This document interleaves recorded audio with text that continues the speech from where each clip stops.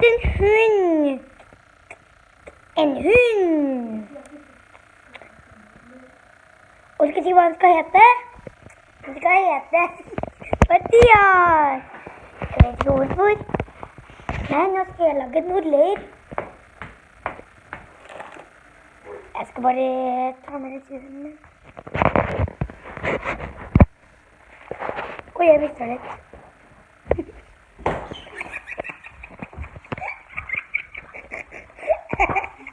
Det er hunden min.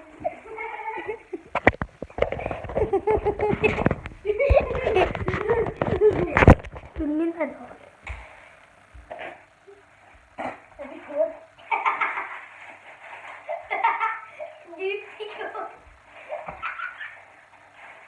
Ser dere det? Ser dere det?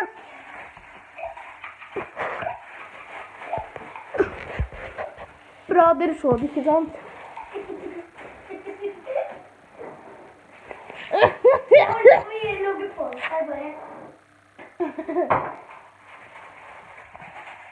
Vent litt, Oliver skal underholde dere mens jeg drar hjem en kjapp tur. Er det en tallerkener? Ja. Nei. Mathias, nei, du får ikke snuse her. Du får ikke snuse heller. Det er forsøpling. Hvis du gjør det ute, er det forsøpling.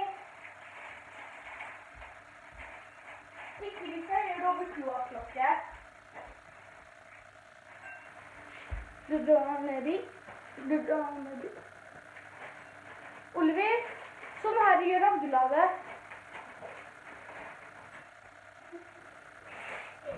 Ikke kommenter hvis noen greier sånn her. Eller jeg vet ikke hvordan man gjør det.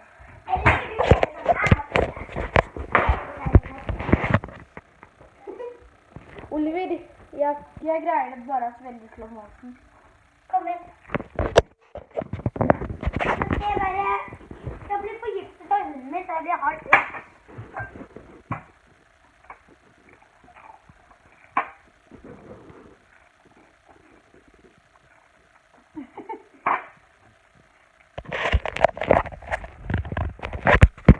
Sorry for det som skjedde nettopp.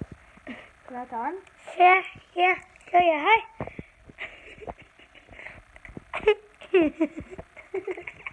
Jeg tar den sånn her, ja.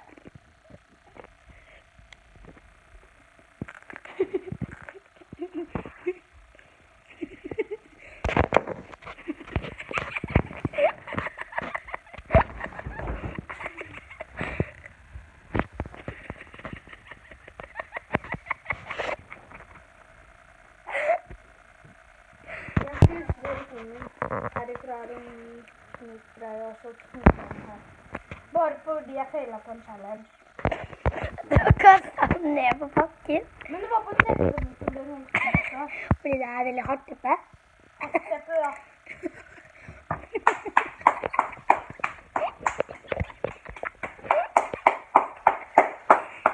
Takk.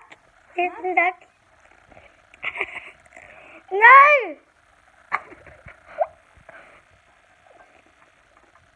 Spis ut! Nei, ikke gjør det.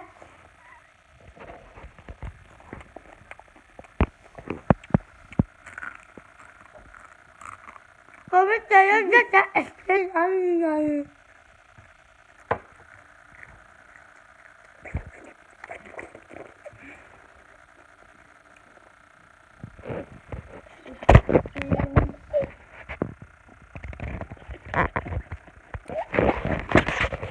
Jeg kan gjøre noe enklere. Fader, det er se på. Den ene nøtten. Vi hadde lekse denne her uka, og det var noen som fikk en magisk ting. Jeg for de evige barn. Magisk pung. Du har evig nøtter.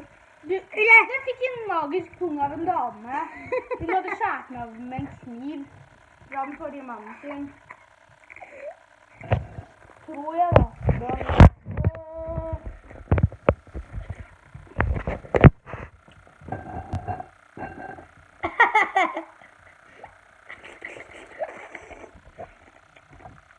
Kommenter om denne lyden er irriterende. Kommentar. Så det vil ikke ha folk. Vent litt. Kommenter om dette ser godt ut. Kommenter om dette ser godt ut. Nei. Ok, nå er jeg kjæring for dere. Kommenter hva dette er. Ikke si det. Åja, det er hundemat. Ja. Nei, det er noe annet. Det er menneskehundemat. Jeg kan gi det til. Det er ikke det. Vent litt. Gjett hvem den her er sin. Kommenter. Det bare la meg gjøre. Og så holder jeg foran sånn. Kommenter om det. Hvilken seng sier jeg? Hvilken dag sier jeg nå? It's every day, bro. Det er ikke noe. It's every day, bro. Det er ikke noe. Vi lager til bissibar. Det er det med på. Vent litt, Oliver. Hva kaller man en kamel med 2 pukler? En gravid kamel. Feil! En kamel, for jeg sa 2 pukler! Hva var det du sa? Hva kaller man en kamel med 2 pukler? En kamel. Kommenter om dere visste. Hva kaller dere en kamel med 3 pukler? Kommenter. Jeg sa svaret i stad. Nei, hva kaller man en kamel med 4 pukler? Det er en guttekamel.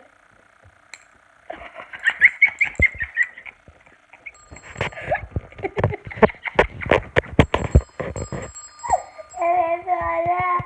Hva er det? Det er jo veldig rart. Skal jeg si dere det?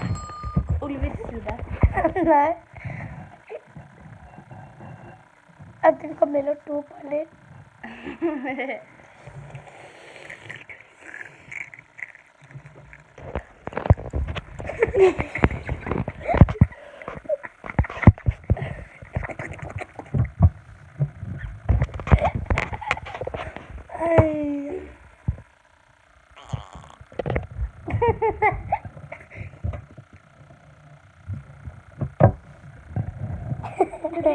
Litt. Bare speil mot meg. Se. Nå er de. Se, jeg speiler mot dem.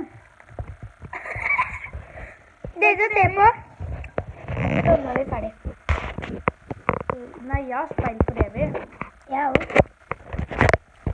Jeg skal gjøre noe bedre. Dere ser. Mange folk går sånn her, det er sånn her. Se hvor knust den ble. Det er min telefon også. Ja, det er Oliver sin telefon som ble knust. Nei, det er han. Det er min Hei, Jørgen! Se hvor skjermen til telefonen min. Det der var det kult. Kommenter om dette er kult. Vent litt, jeg må bare.